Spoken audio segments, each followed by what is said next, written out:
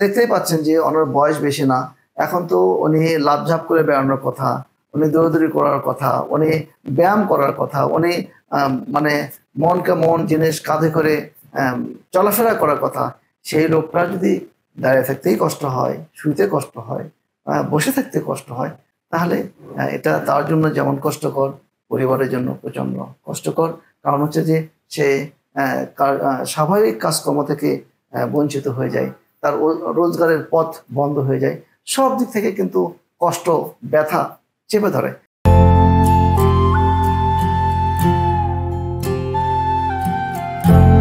যার কারণে এরকম একটা রোগী যখন এই ব্যথা থেকে হঠাৎ করে মুক্তি পায়, তাহলে কিন্তু আমরা এটাকে প্রচন্ড সফলতা মনে করে থাকি।